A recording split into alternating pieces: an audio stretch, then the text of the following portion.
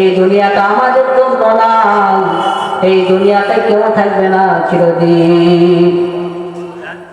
আল্লাহ রাব্বুল আলামিন কোরআনের মধ্যে বলেন, কুল্লু নাফসিন যায়িকাতুল মাউত সুম্মা ইলাইনা তুরজাউন। প্রত্যেকটা মানুষকে জীবন তোলা প্রাণীদেরকে মৃত্যুর স্বাদ গ্রহণ করতে হবে, কিন্তু এ কথা আমরা শুনি জানি কিন্তু মানি না। একটা অর্থ, যদি কবরে আযাবগুলো যদি আমরা জীবনে দেখতে পারি একবার, তাহলে মনে হবে যে কবর আসলে কি জায়গা।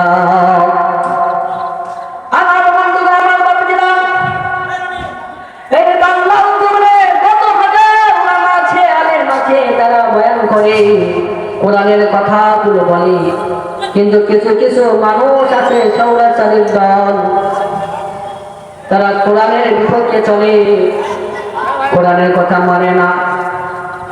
আল্লাহ রাব্বুল বললেন, শোনো শোনো গোলাম,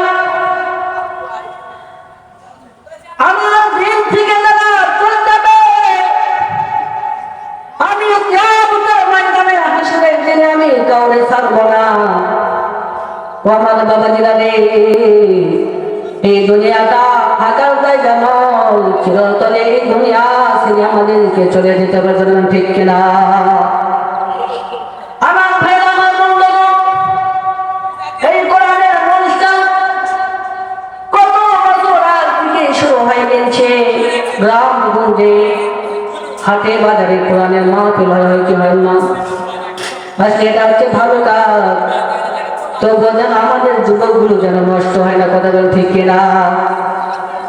এই কোরআনের মঞ্চটা আল্লামা সাইদি শুরু করেছিলেন। সে রাহমাহুল্লাহ কতদিন পর্যন্ত কোরআনের কথা বলে বলে তিনি দুনিয়া থেকে ত্যাগ করে চলে গেল। কিছু সৌরাচারী দলগুলো রাহমাহুল্লাহকে ষড়যন্ত্র করে দুনিয়া থেকে সরিয়ে দিল।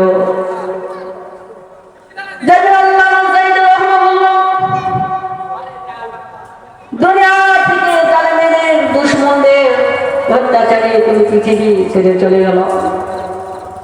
এই দৃশ্য দেখে আজ মনে হয় যেন একটা কোরআনের পাখি আমরা যেন পৃথিবীতে হেরে দিলাম।